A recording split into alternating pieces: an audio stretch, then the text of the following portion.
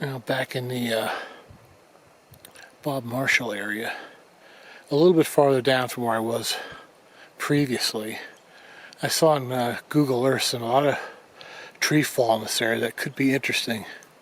When I first came in here though, everything was on the ground, nothing really looked that good, until I started walking through a bit. And then I started to see some interesting tree structures. That appears to be a tree that's gone over, pushed over, or whatever. But if you'll notice, it's interwoven between 4 trees like that. Very interesting. Question is, was it naturally fallen with that kind of aim, or was it persuaded? Hard to say.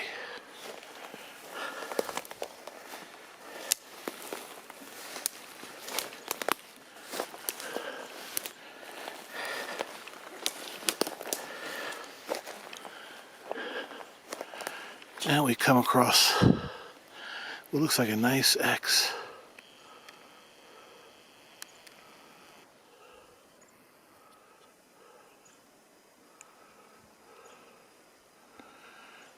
Your common everyday X.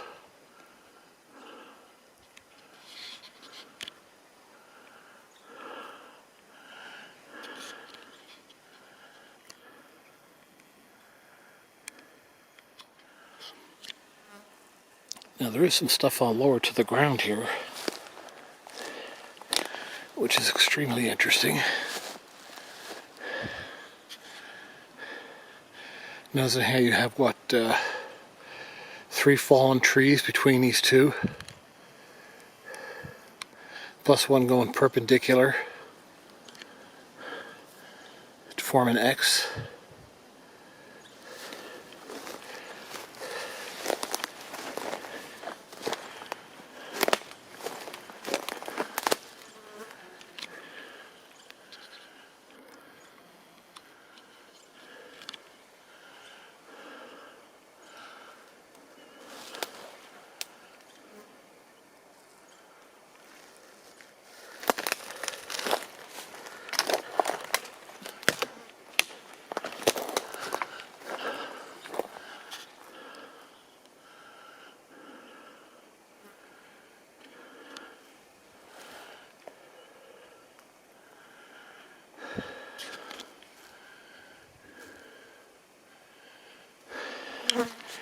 Interesting how these all came down in the same spot.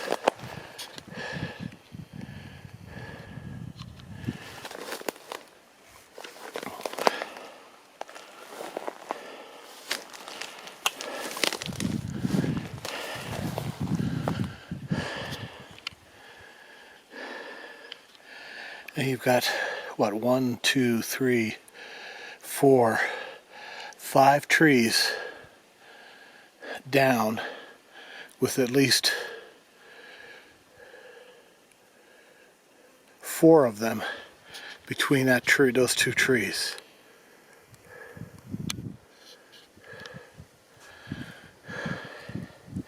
I think that's more than coincidence.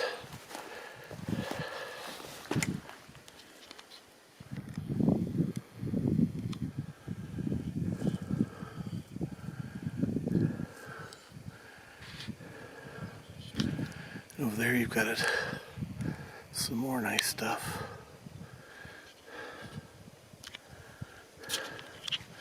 Damn flies I just put DEET on too.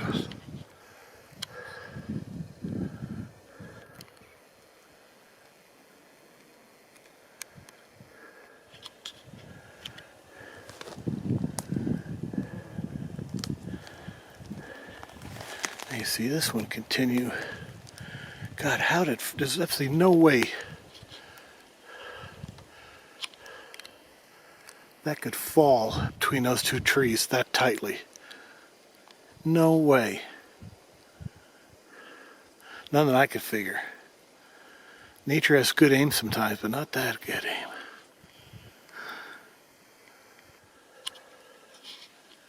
area's not too bad after all. I didn't think it would be for when I first got here.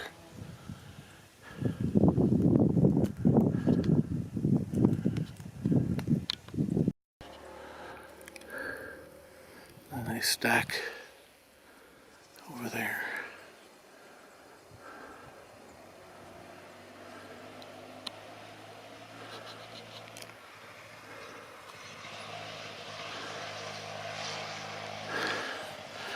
As you can hear by that dirt bike, the logging road's really close by.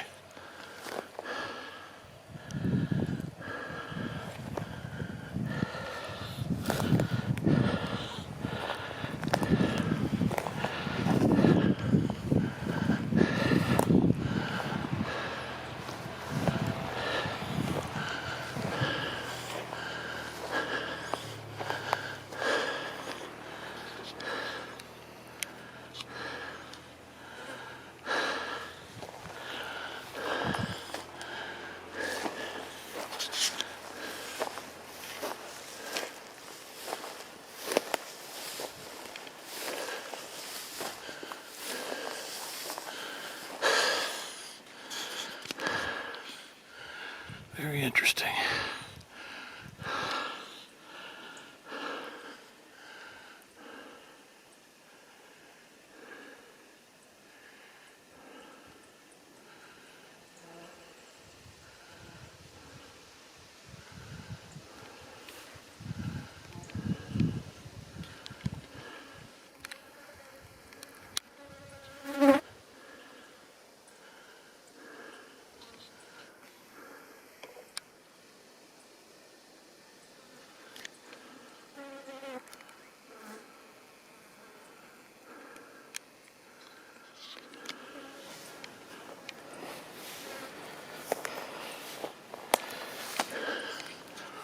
As you can see, this Bob Marshall area is a pretty nice mountain range.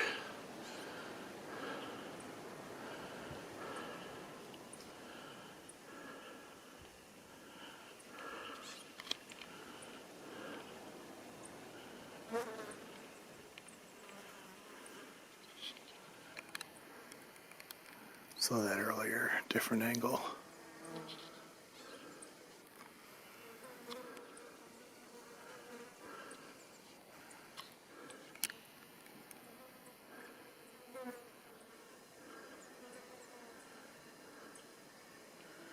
Pretty cool.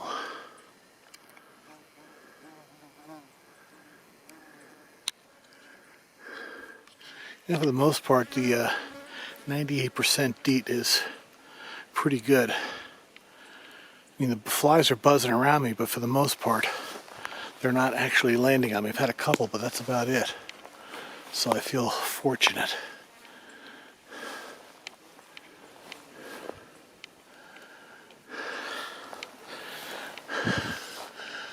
Pretty big tree's gone over.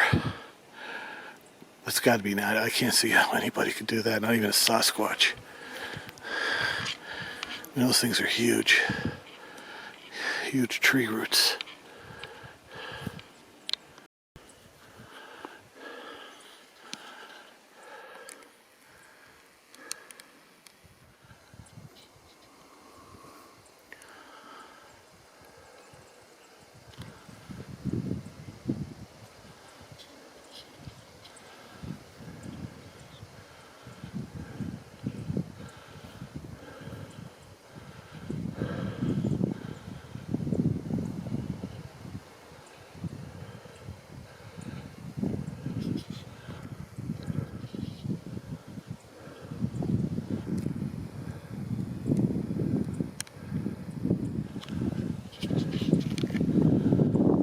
Panning around, obviously.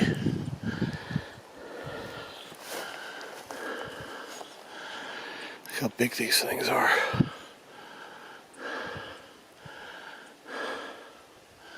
Now there do get windstorms in this general area, but you got 1, 2, 3, 4, 5, about 6 of these huge trees blown over.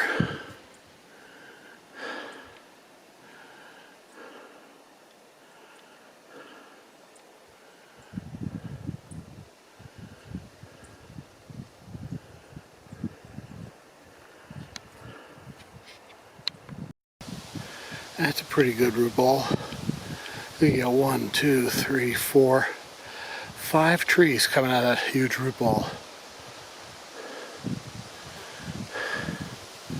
I'm sure that's natural, but boy, it's pretty cool nonetheless.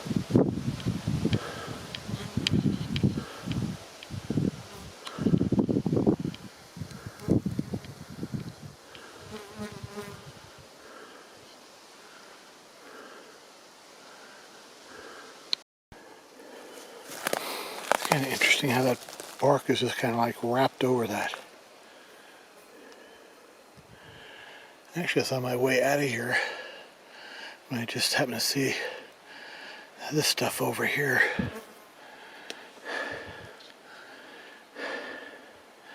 You know, that, as you can see, it looks like that bark probably just peeled off naturally. But here you've got a small branch just leaning there.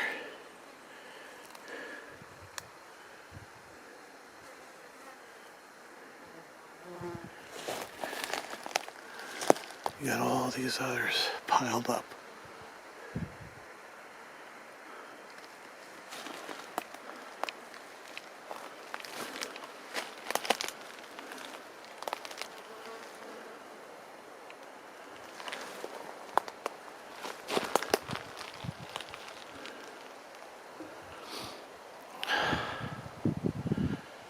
Interesting, but I don't think it's real conclusive.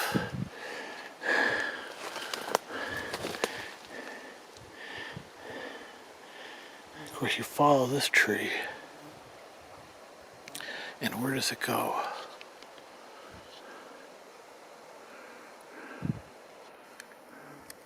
Right between those trees, wedged in there. And I don't see any bark that was scraped off when that allegedly fell through there. Okay, here you have a tree branch, twig of some kind.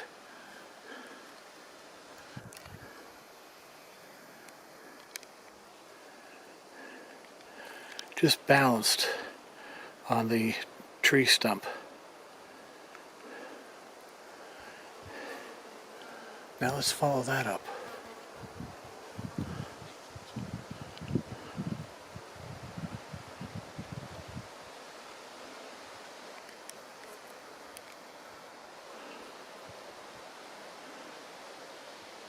And right between a tree fork. Nice shot, Mother.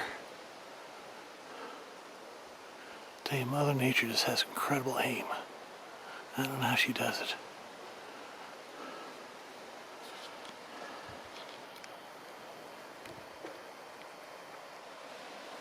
I just heard a knock somewhere, off to my right. I don't know, I doubt the camera picked that up.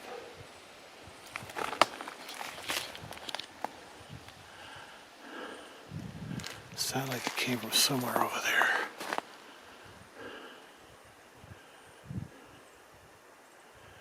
Offhand, I don't see anything. And it could be nothing. Or not. Okay, we have another. And you just pan around, all of a sudden you see these things. Stuck between trees. You got an X there, small X, and you've got that branch, that long tree actually, stuck between there.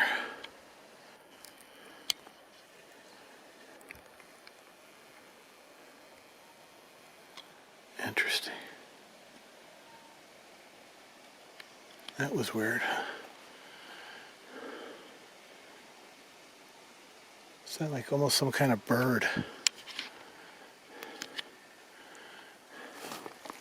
Not sure, but it sounded like a bird.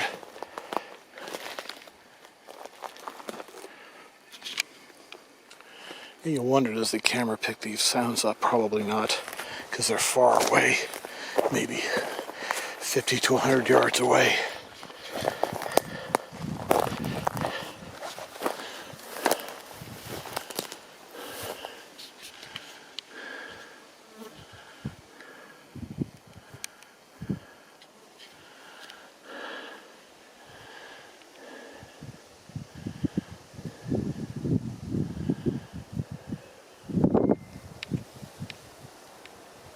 Another bird type sound. I'm not good at birds, so no idea what that is.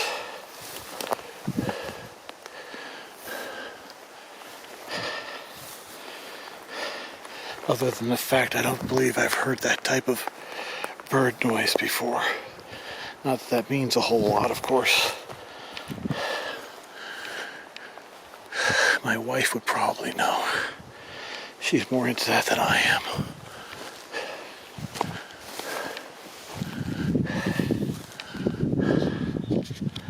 Sorry about that. Interesting. Sorry about the glare.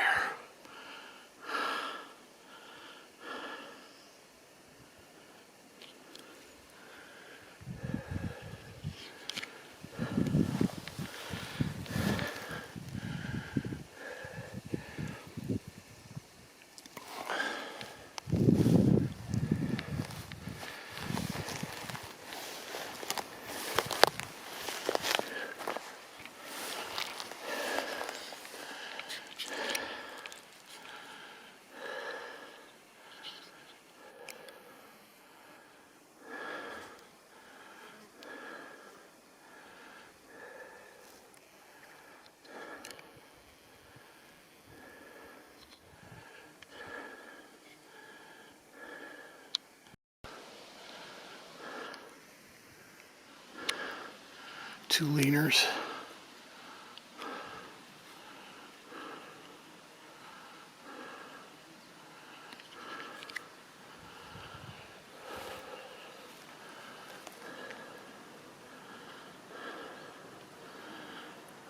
A couple snapovers.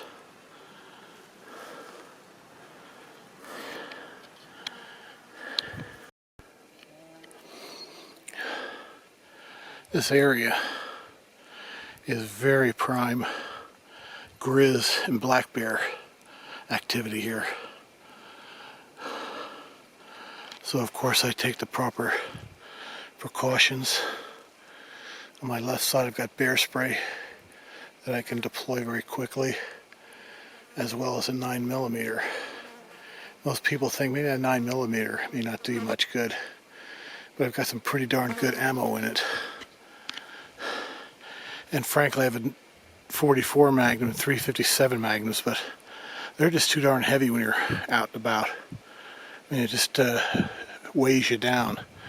So that extra firepower, I just don't think is necessary.